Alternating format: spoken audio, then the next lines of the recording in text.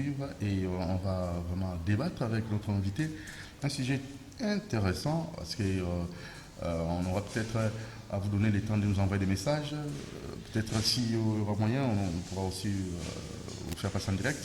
Bon, jamais c'est bon pour le coronavirus, mais on doit toujours vous conscientiser, vous sensibiliser. Mais d'abord, saluons notre invité. Bonjour, pasteur Israël Papi. Vous allez bien? Je vais bien, bonjour. Toujours geste barrière. Geste barrière. Ah, il faut le respecter, hein? Le respect des principes. Des principes, des mesures annoncées par le chef de l'État. Alors, nous devons tous respecter ces mesures. Et il y a aussi des artistes comédiens qui sensibilisent, qui conscientisent. Et il y a aussi des médecins qui nous proposent des gels pour nous protéger, gel précieux avec Dr Moguicho. Suivons d'abord Essobé qui en parle aussi et nous allons revenir juste après avec notre invité, juste après 2 minutes. Ouais, partout dans mon Kilmobimba, Nalingi, Naso Nabino Monke, Zabongo, artiste Nabino comédien, l'a dit Essobé, le phénomène, les voix du rire. Bino Mogo Boyebi, artiste Oyo, après ça va message bien, Basango bien. Bandeko Soko Moningai, na vidéo Oyo, n'a présenté Bino, gel précieux Yango. Gel précieux d'abord, ils allaient dans 99,9%. Donc déjà, pourcentage ils ont ma casse. Ils ont pour nous sur biso, ils ont gel désinfectant toujours. Parce que au moins, dans la période où nous allons, il faut respecter les règles d'hygiène. Le na biso, tout sur la distance 1 mètre, et puis tout ça va cacher. À part ça, tout ce qu'on a beaucoup on a besoin de temps et puis tout ça on a été désinfectant. Ça veut dire que désinfectant, gel précieux, yango, bande, Congo Mobimba, partout dans le monde entier, tout ça est là, gel précieux. Où ils allaient gel moko, ils salami na docteur moko spécialisé. Donc, au Bino Sobobi, docteur Moguijo, donc un spécialiste dans ma cambo, dans ma domaine. Donc, tango a ibisu to présenter bino gel précieux. Partout où nous cambo, les autres comme partout, les autres comme partout. Ici quand nous sommes au monde, au monde, bande qu'on a besoin de bachaya na bandila, tout na bango, parce que besoin de gel précieux. Na pas boutique partout. Bon gel précieux. Les alliés, les salami, na docteur na biso Moguicho. Nous avons dit docteur Moguicho. Asa docteur, il y a une solution. Il y a une solution à battre na biso. Si vous avez un problème pour nous ça matin, le cas docteur Moguicho. Docteur Moguicho a canisi biso na ba période où le cas docteur a un souci à la population, a un souci à bateau, à découvrir, faire présenter biso gel précis. Bandeko gel précis en tout kango tout ça là. Ils ont un pourcentage de ma casse de 99,9%. Gel précieux, il y a docteur Moguicho, tout ça est là. C'est la maboko. Faudé, pour que l'on paye moi bakoto, c'était un mois bakoto pour tout cocater, pour respirer dans sous bas microbe. Gel précieux, ils ont pour désinfecter, babilo qu'on a surtout avec bas microbe. Docteur Moguicho. Voilà. Ah, vous me comprenez. Merci beaucoup, Kifou. Merci, Fiston Tunga. On va faire de même. Donc, Dr Moguicho, gel précieux, on peut avoir Cécilie. Aucun d'allô, on ne se pas. Donc, tout ça, on a poussé à gel, on a bombang. Alors, pasteur. Tout bien, pour réclamer Kyo, Balobi dit Kambo, mon aîné.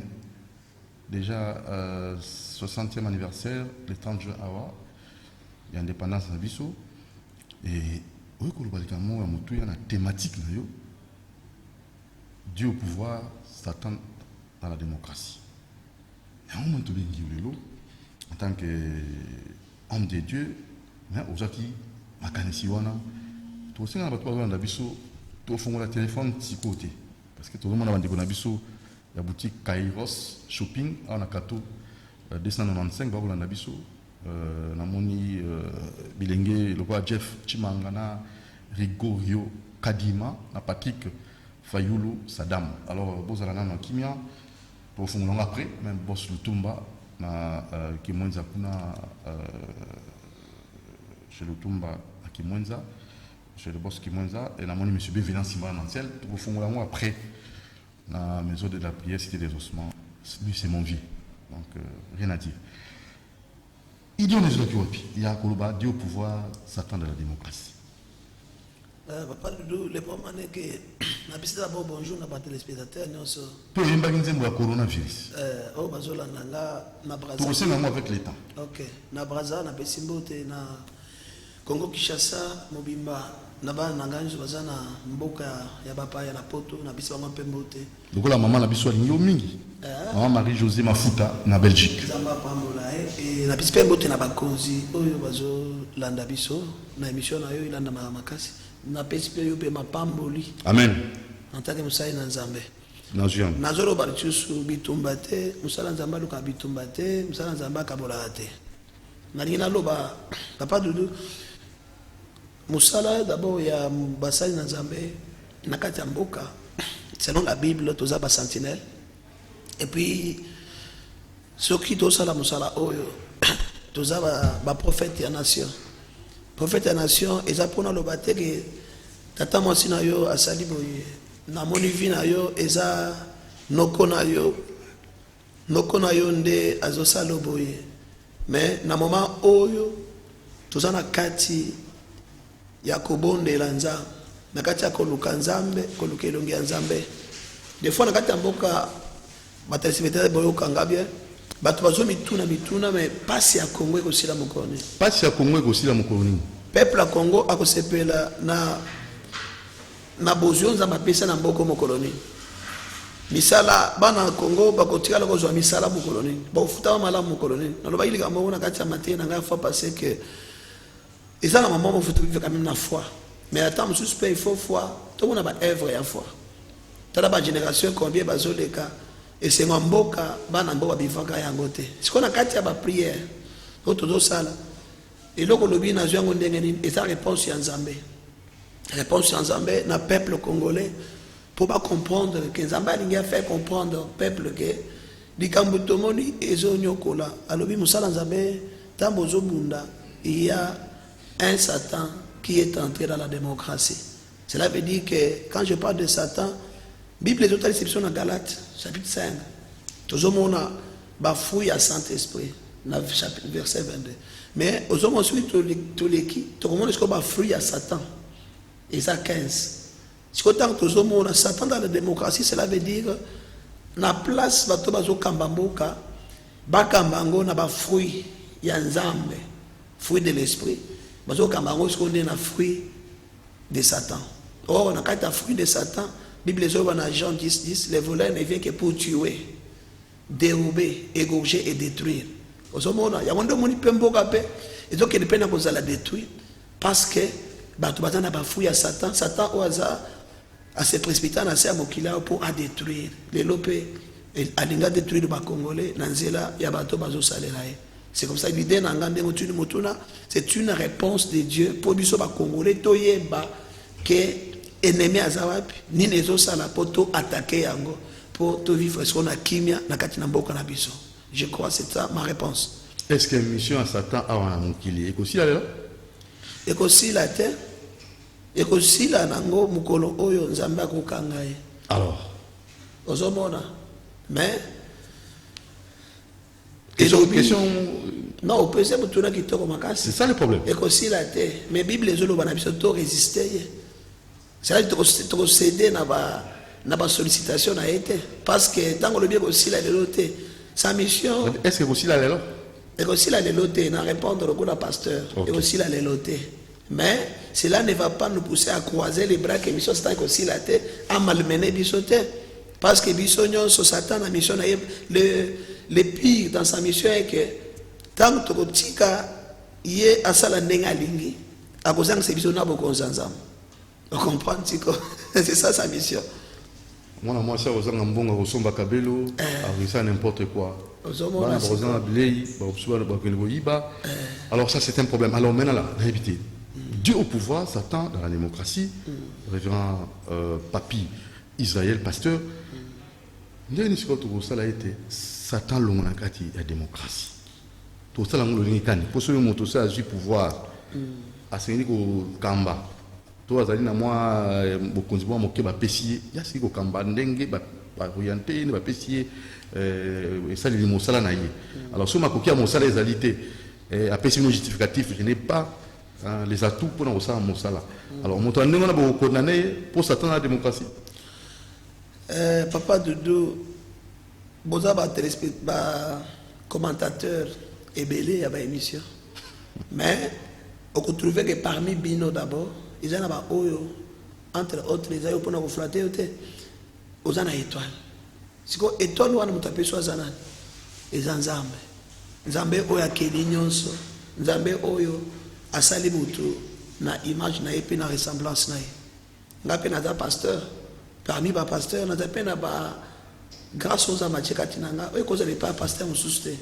Ndenge moko pe na ba konzi mboka, nazo répéter koloba ba konzi na mboka bana na Nzambe, toyeba d'abord être celui qui donne c'est Dieu. Celui qui a donné ce que tu as là et Nzambe. Yango tango Nzamba tombolio. Tango Nzamba pèse au pouvoir, a pèse direction moko bo ya peuple na ye. Sala yango na makanisi ya bonzambe. Makanisi ya bonzambe, Jésus nous répond pour dire que eza makanisi ya l'amour du prochain. Aime ton prochain comme toi-même. Et puis je voulais développer quelque chose pour thème eza difficile, ba comprendre ngote ba ko kanisela ngama mibele ya mabe. Mais eza d'abord thème esalemi contre mutute. Mais eza thème esalemi pour na ko classifier ma cambo en fait qu'ils sont sur n'amboka toke liboso tous ça pas pasteur papa dodo na ba famille nous devons d'abord na Congo comme étant une seule famille na ba famille na biso ndenge tous ça boye ceux qui obengi nga epana yo et cause na difficulté problème incompréhension na moi sinayo pasteur yaka obonde la biso to pambola tant on a koya et que bino bo bombi difficulté na bino boza na kati incompréhension boza l'hypocrisie papa attends na be na beleli Nzambe na ndenge ni ata obengi ba pasteur ya minene o batu bayeba kawana papa dodo lipambole kokota te bazo attaquer des maladies ils ont besoin na makamusu OK lipambole kokota te pour lipambole kokota na kati na ndako na yo ekosenga d'abord papa dodo na mwasi na ye bazala dans l'unité bazala en bon terme ces hommes ndenge moko pe na Congo tozo duka lelo oyo mboke pambolama mboke kende liboso batu bazo misala batu bafutama mais aussi longtemps que unité na kati ya mboka na biso ezate eza passé. Ça veut dire quoi? Les gens ne s'aiment pas? Les gens ne s'aiment pas, il y a les envies par-ci par-là. Mais est-ce que mboka potamo le befu bolingo ezala na ebité bolingo ngo ndenge nini po moto mo sali ba pesi ya sala bolingo ngo ezala lolenge kani bolingo na zoloba na lobaki d'abord mboka lokola famille Congo mobimba lokola famille moko. OK lokola ndako lokola ndako mokonza mboka zawana yende papa na biso tu comprends ce qu'on a bani ce ko kusala oyanga décentralisation oya bango kuna te pona ebiango te yanga izabu tanto longa na mboka lokola famille il faut to kitesiko na kati mboka na ba etini ba province pe lokola famille to kitili sus à part province to OK sus na bani on a des provinces on a ba ville oui lokola famille tous on a la commune lokola famille ba quartier jusqu'à tel point de comme na foyer on se comprend si cet amour là ton lingana na ba décentralisation wana okomona ke ata soki lelo moto ba petie bokonzi azala ta maire de la ville azala ta gouverneur azala ta président azala ta député sénateur tout ça azala nyonso toyebi wana okomona ke akosala moninga ene mabe donc nimi moto azaka ba pesi makoki afuta bato azoninga futa bato te est-ce que on est allé Satan au pouvoir tout ça moto yemo ko alingi ko sala bato malamu te na kati ya moto eza na 2 mètres 2 mètres oui c'est connu toza na Nzambe na Satan tant ba pesi mbongo futa bato ofuti bato te Nzamba ko lebiso futa bato eza Satan nda yebiso futa bato te donc Satan est au pouvoir eza na pouvoir na kati ya moto alors la démocratie Dieu au pouvoir, Satan dans la Dans la démocratie. démocratie. On parle de la démocratie comme étant les pouvoirs du peuple. Par le peuple. N'a expliqué Pour le peuple. Pour le peuple. N'a expliqué yo. Nakati na yango, si je peux aller toucher encore, on parle de ce qu'on appelle l'état des droits. Hein? Oh, toujours mon abokonzi asika. Na Félix Antoine Tshisekedi Tshilombo. Aza nakata ko défendre. Qu'est-ce que l'état des droits selon la révélation de Dieu? Et regardez comment d'abord on Nzambe yemoko. Tango Keli Mokili, il n'a pas d'abord créé l'homme. Il a commencé d'abord à créer dans 5 jours biloko oyo mutako ya kosepela na yango. Vous comprenez? Et à part ça maintenant, il y a le 6e jour. Tango ici a s'imposé le 7e jour. Nesikoyo a jusqu'au mutasane a présenté mutu biloko nyonso ya malam ya mokili. Oyo sengela ki mutasane ni mutu a jouir na yango. On comprend d'abord. Ce qu'on a dit, na kati sikoyo ya merci Saint-Esprit. Na kati sikoyo ya j'ai dit quoi? J'ai parlé de la démocratie comme étant le pouvoir du peuple et l'état des droits. OK. Na kati sikoyo état des droits, Dieu a compris que les pouvoirs du peuple, c'est le peuple qui fait quoi? C'est le peuple qui doit se réjouir. Qui doit jouir.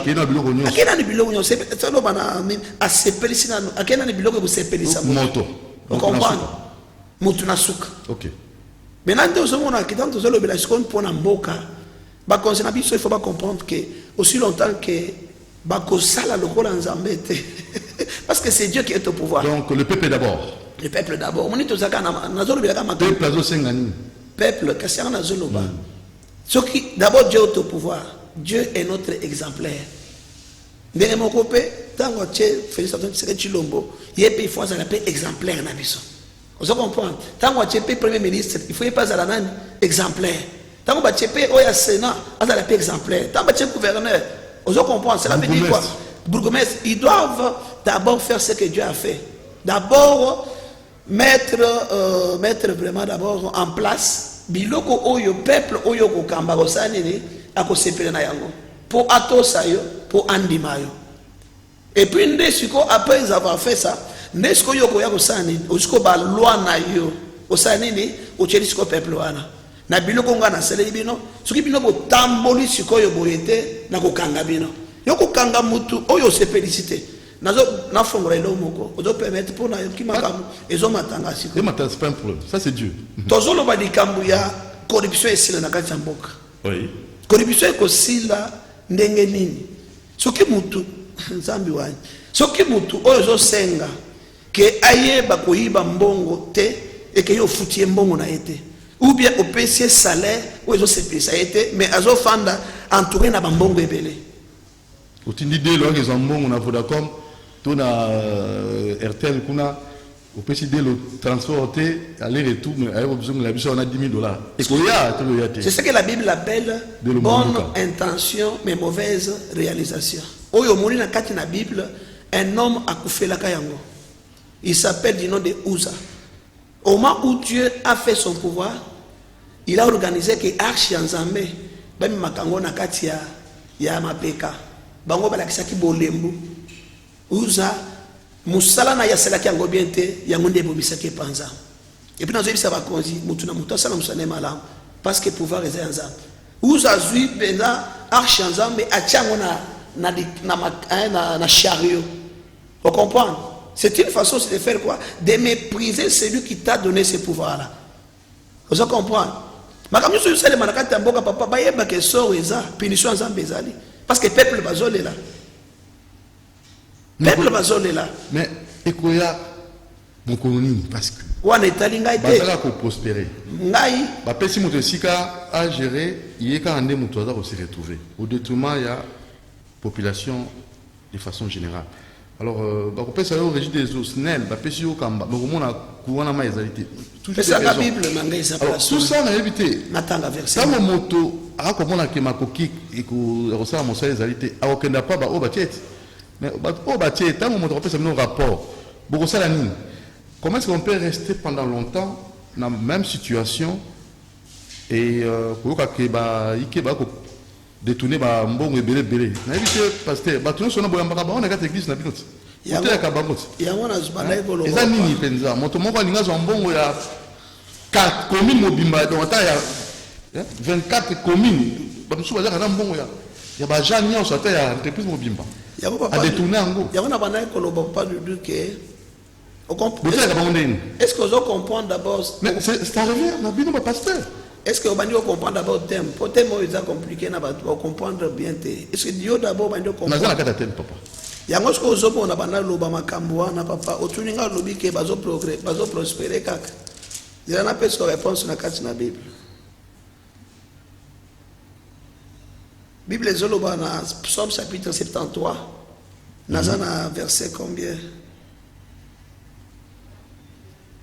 Dans le verset 1, on permet de n'attendre. Thème la Dieu au pouvoir, Satan de la démocratie. On est allé thème. Verset on peut mettre rapidement. Oui, Dieu est bon pour Israël, pour ceux qui ont le cœur pur. Toutefois, mon pied allait fléchir. Mes pas étaient sur le point de glisser, car j'ai porté envie aux insensés. Les insensés des bateaux, au tali mutu, à l'activiste est bien, alors le français est bien, mais misala na izamabi. Vous comprenez? Ce sont les insensés. Vous comprendre souffrance et peuple. Autant que baninga bazonyo comme yazo sepela, ça ne dit absolument rien. C'est un insensé selon la parole de Dieu. Si quand nde biso bato le peuple bazonyo comme siko nde bazolo ba a, ezali kama bana azaf. Bible ezolo bana verset. La Bible dit, toutefois mon pied allait fléchir, mes pas étaient sur le point de glisser, car je portais envie aux insensés. En voyant leur bonheur, des méchants, rien ne les tourmente jusqu'à la mort. Et leur corps est chargé d'un bon point. Ils ne donnent aucune part aux souffrances humaines. Ils ne se sont point frappés comme les restes des hommes. Aussi l'orgueil leur sert de collier. La violence est les vêtements qui les enveloppent.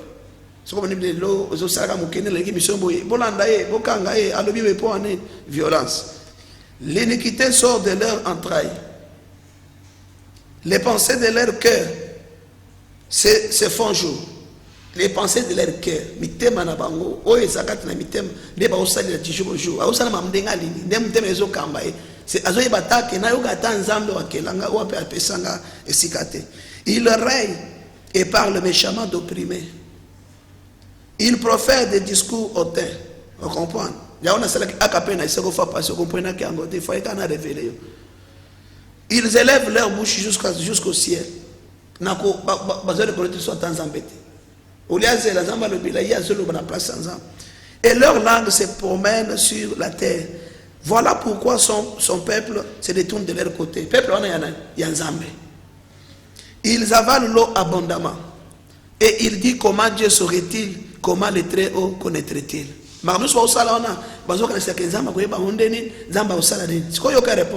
Verset 12. Ainsi sont les méchants. Toujours heureux, ils accroissent leurs richesses. Verset 13. C'est donc en vain que j'ai purifié mon cœur. Là maintenant c'est celui-là qui souffre. C'est le peuple qui souffre. Et ça pamba tout semble l'ensemble. Oh ça va gêne, va faire le changer, changer car la même personne, on peut qu'abaza quand on l'oublie, parce que calimoso. Bible les hommes verset combien? Il dit c'est donc en vain que j'ai purifié mon cœur et que j'ai lavé mes mains dans l'innocence.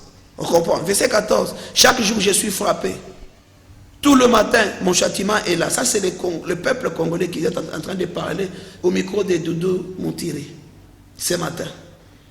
Si je disais, je vais parler comme eux, voici, je trahirai la race de tes enfants. 14 et 16 plutôt. Quand j'ai réfléchi là-dessus, dans ce puisqu'on répond, c'est très bien. Quand j'ai réfléchi là-dessus, pour le méchant, la difficulté fut grande à mes yeux. C'est là que vous avez capena, vous avez s'en sortir. Vous avez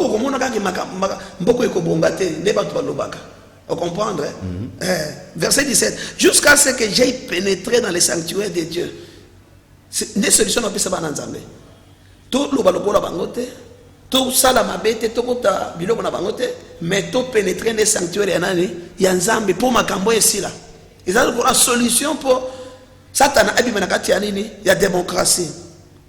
Et que j'ai purifié de tout ça jusqu'à ce que j'ai pénétré dans les sanctuaires de Dieu et que j'ai pris garde au sort final des méchants. Jusqu'au sort final na bango. Est-ce que Nathan est comme toi? C'est la Bible, papa. Ok. Verset 18. Oui, tu les places sur les voies glissantes. C'est ça.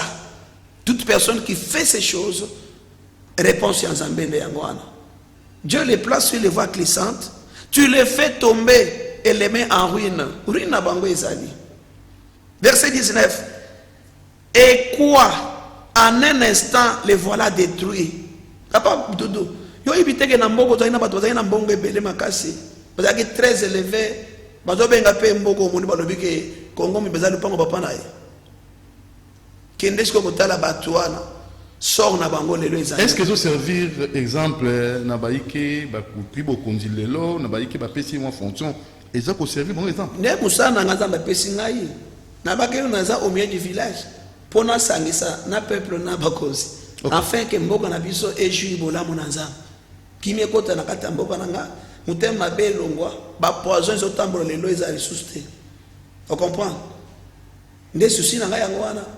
Tozongisa un retour à l'éternel et mettre Dieu dans les événements. Et quoi, en un instant, les voilà détruits. Ils sont enlevés, exterminés par une fin soudaine. 20, Nassili ça, comme un songe au réveil. Tant l'autre kanando tonatongo. Et ça là, et les kakate. Seigneur, à ton réveil, tu repousses leur image. Yamo moni ba ebele, baleka. Mais imagine à bango et tikalate. Nazo pesa conseil. Nazo pesa conseil. Apona tangue belé. Nazo pesa conseil. Toza na posa ya bakonzi. Oyo wakambi biso lobby. Lobby vraiment atiki penda atiki ba monument. Trace na kati ya mboka. Bato bazoloba. Oyo teke mutu moko bika na Bible à cause ya bolamu. Moi Simoko Dorcas. Assez quoi? Assez quoi? Si on a d'autres mutuna nano, yo peux usa pasteur, peux usa mamba pasteur katina yo. Et là que c'est le soir de Dorcas.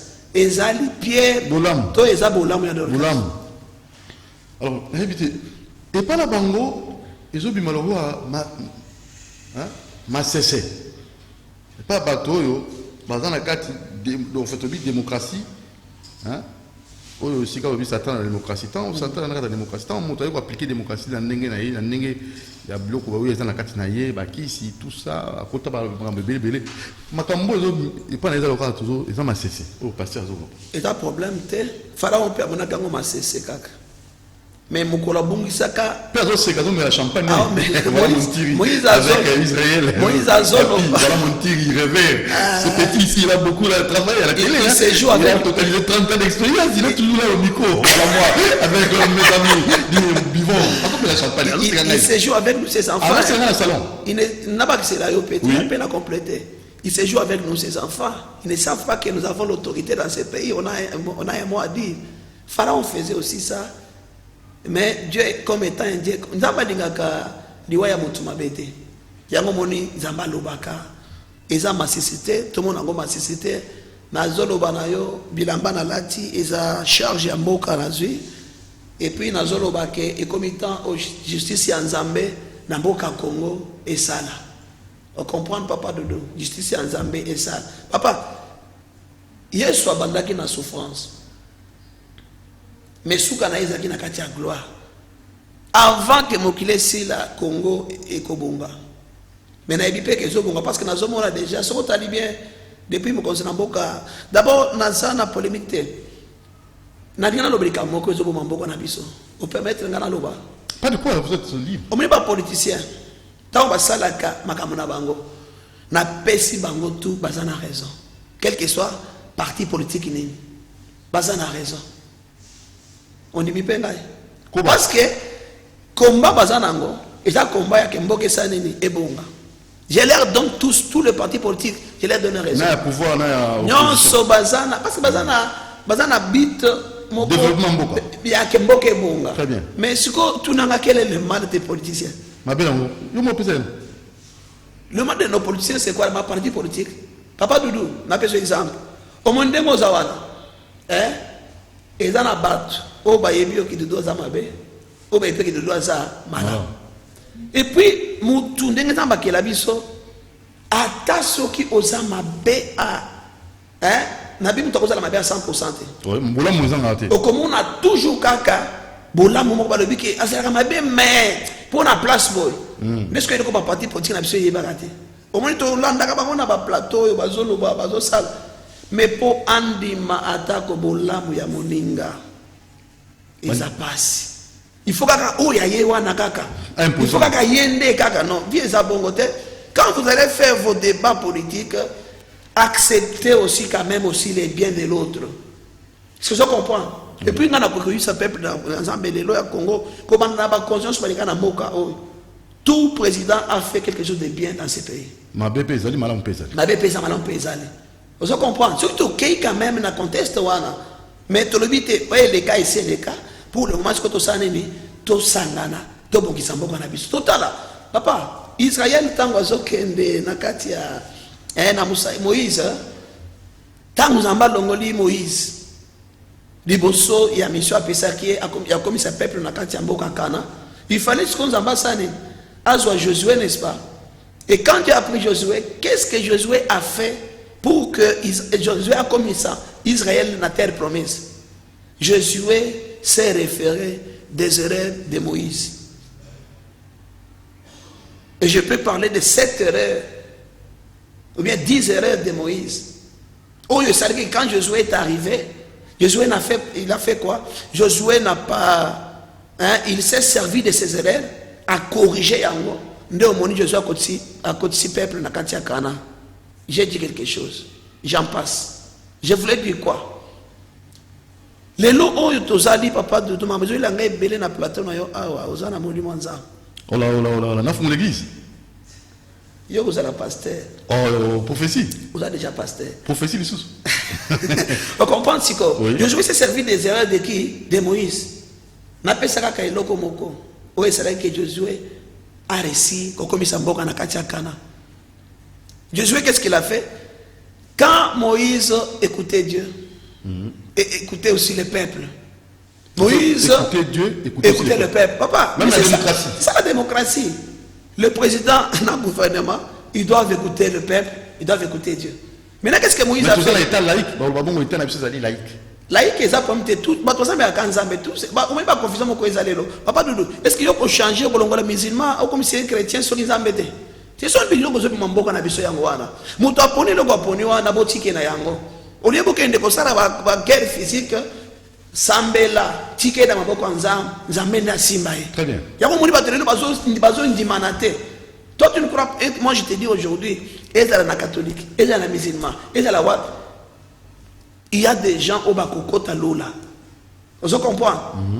Tout en place, il y a un zambé, il y a un moko. Oh, vous allez préférer discipline. Vous allez la juste. Tout à la bajiste, le juge point. Il y a un soir, vous allez préférer discipline. À Tiki Bisobo, à Kelola. Ce que vous avez cherché à battre. Je ne sais pas moi. Dans ma place, dans la Kiwara. Ok. On comprend, hein? Parce que Josué, erreur moko parmi les 10 erreurs de Moïse. Ils ont dit, Azoyo Kanzam, Azoyo Kapeba. Mais au lieu à ça, la volonté Ranzam. Asala 11 ans bazolo banaye pour le peuple. Pour le peuple, mais il y a quelque chose au peuple azolo bani boso nzam. 11 ans na chakio. Confusion. Yango moni nzambe na suka, alobi Moïse, o moni kana yango wana me yoko sani okotate. Yango moni ba konzebele, tango ozo banda na nzambe, ezama mituza na mboka siko na fongwama. Tokenda. Saint-Esprit. Tant te pesi mboka na mboka na nzambe, ezana oyo to solo na kinanzambe. Autre Kanakinaza. Vous comprenez? Et donc, il faut faire échouer Bakonzi, tout comme Mokonzi, et ça tango bandi na Zambé, et après, c'est quoi? Au Tiki Zambé, au bandi Skolona, au bandi Kokabat. Église est Kangami, et ça pon Zamba Lobaki, et Kangamato, et ça po Batunde, Basangisi Mayen, Nabango Bomoto, qui était le roi de la Corona, et ça, Tokanga l'église. Donc, l'église est Kangapena, va confiler des Makanga l'église. Hein? Confinement l'église, c'est fermeture l'église. Mais quand on parle de la suspension, confinement, et ça même, ils ont synonyme, non? C'est que biloko ndemo. Est-ce que ils ont coté? Et kangami, ils ont suspendu, ils ont confiné aussi. Pour te banga maladie. Pour te banga maladie. Il y a un retour mutuna. Ils ont nzambe nde alobito kanga ou bien ils ont dit collège, il y a ba autorité ba fandi, ba lobi na place nzambe. Ba autorité ba fandi ba lobi na place nzambe, mais bino ba sala nzambe bozalaki wapi pour ba consulter bino. Papa, est-ce que vous avez une voix, vous êtes crédible dans le monde? À part de Dieu, éviter que crédibilité à mon tour, on a le kakayango. Vous comprenez? On a le kakayango. Par rapport à où en salle, par rapport à OP à Zoluba. Vous comprenez? Même nous les hommes de Dieu, nous avons dit qu'il y a l'église, tous à peine à part. Il y a responsabilité. Si tout ça nous sommes à la montée, Dieu va nous juger. Très bien. Tout évolue. Vous comprenez, Tiko? Il y a un abandon, je n'ai rien dit, non? Nous avons développer fermeture pour aider les autorités, aider aussi les ou bien les collèges. Même nos pasteurs, je sais que le président de la République, il est côtoyable. On a un conseiller spirituel. Est-ce que eux aussi, que papa malade est dans la olobini pour l'église na yo to kanga yango to suspendre to confiner yango ou bien bazuma kanise papa on ne sert pas Dieu dans les expériences parce que nabiki sa mutu moko kuna na mai batu nyonso babandiko elanga na zwa ka mai non on ne sert pas Dieu on ne sert pas dans les expériences parce que basi bebinga na mokonske ngande na zali président tel ngande na za chef pasteur tel. Non, en toutes choses, ne soyons pas pressés de répondre. Si les hommes de Dieu, je les bénis, je les aime, ce sont nos aînés, je ne suis pas contre, mais je suis en train de parler à la lumière de la parole de Dieu. Très bien. Parce que nous avons besoin que tout le monde, n'a pas pasteur, n'a pas président, n'a pas tout bazar, n'a pas place bango bazaleni, c'est Dieu qui est au pouvoir. Hein, papa de nous, c'est Dieu qui est au pouvoir. Avant de faire quelque chose, consultons d'abord Dieu. On comprend? S'ils ont consulté Dieu, hein, et que Dieu a dit que pour la corona, confiner l'église, c'est très bien. Confiner l'église, c'est très bien.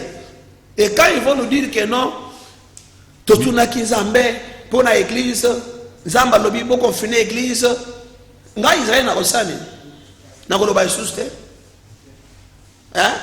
Parce que quand le message passe à la télé, il faut comprendre le message, il faut discerner le message, le fond du message. Alors, soyons précis.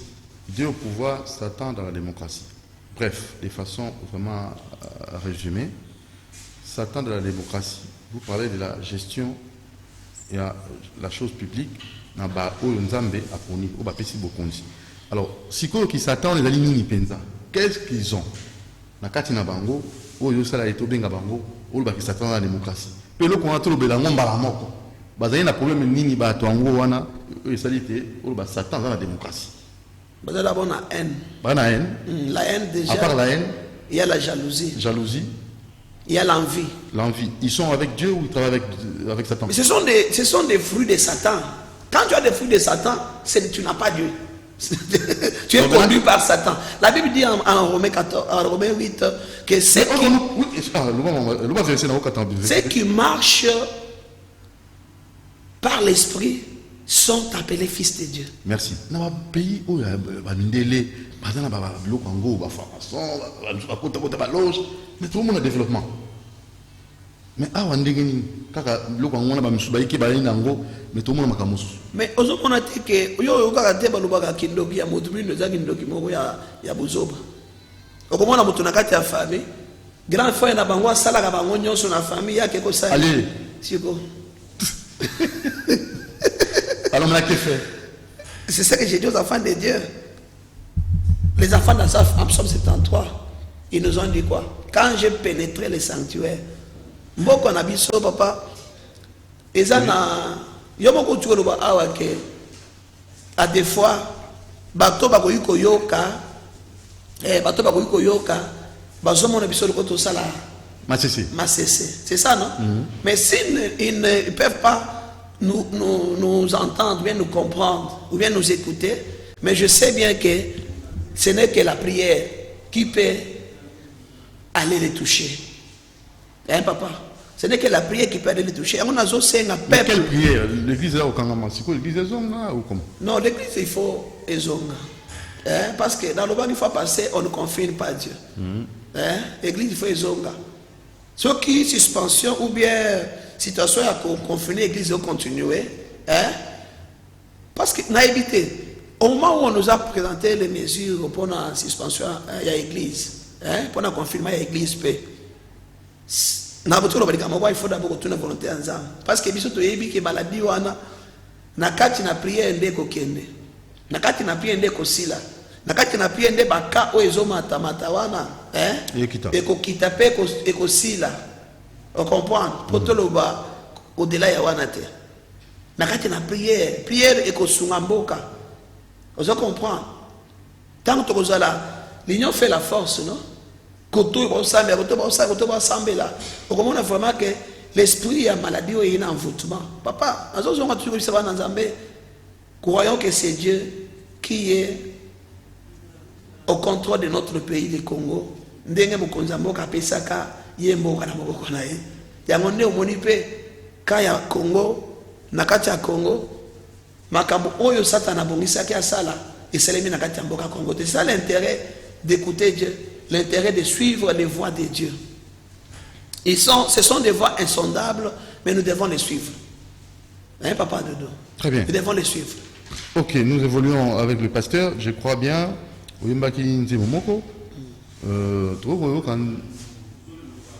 fait, c'est prière. Hein? Oui, c'est la prière. Là-bas, on a écrit pasteur Israël. C'est la prière. Hein? Non, c'est recommandation.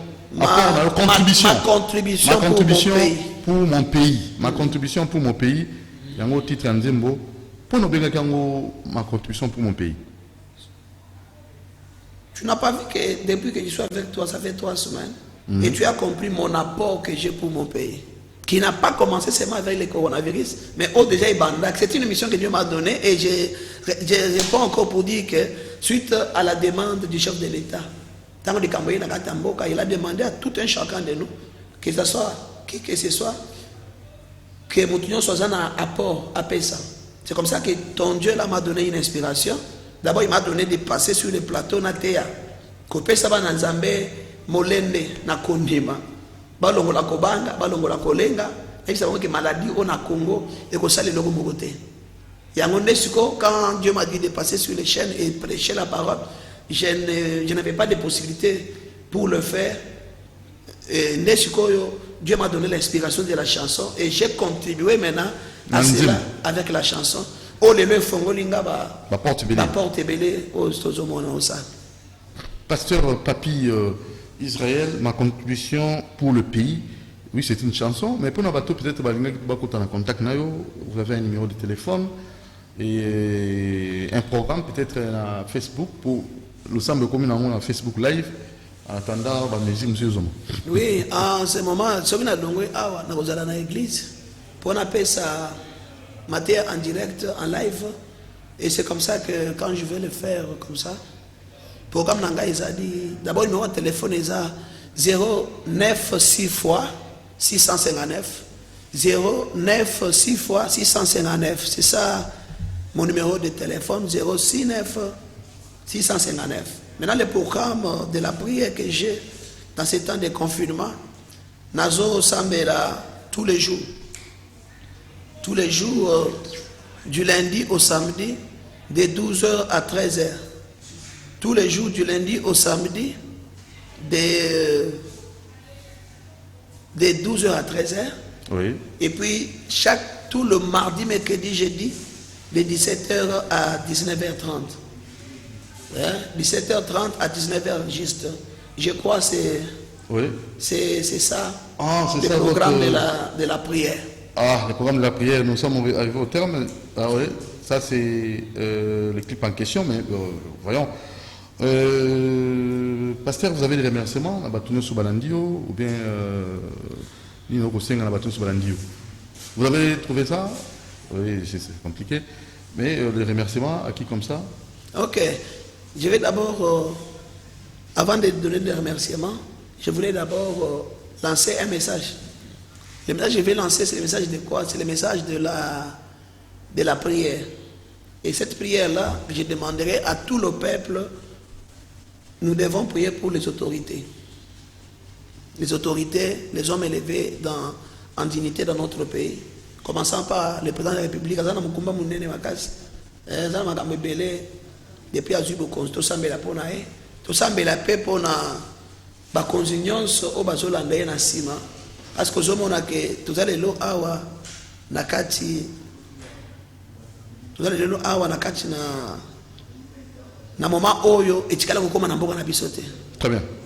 Mais, tout Sambela Pona Bakonzamboka, unité Zala, Bomoko Zala, et que Nzambe persi m'inviter Manabango.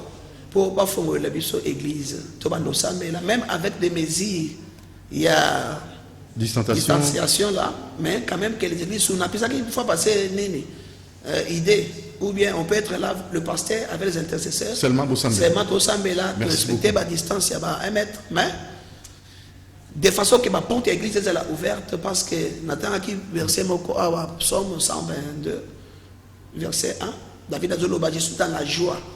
Quand on me dit d'aller dans la maison de l'Éternel, ça veut dire que les gens qui sont dans la maison, en tout cas, c'est moi qui la terre. D'abord, c'est selon la Bible. Et c'est moi qui la terre. Et puis, dans la Zambie, c'est Balembi déjà, ça peut être sengoté.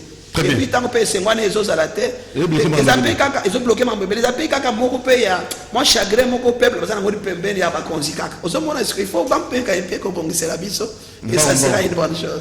Merci, pasteur Israël. Papi, et prochainement tout le monde. Mes remerciements à tous ceux qui m'ont suivi encore, aux autorités du pays, à vous-même, Papa Doudou, à tous mes enfants de l'église Vision de Dieu, ici au Congo, tout comme à l'étranger, et à tout le peuple qui donne de leur temps pour nous suivre chaque fois que nous sommes dans votre émission. Que mon Dieu vraiment bénisse le Congo, mon pays. Le Congo, le jugement de Dieu est déjà dans notre pays et les choses vont bien marcher. Merci beaucoup.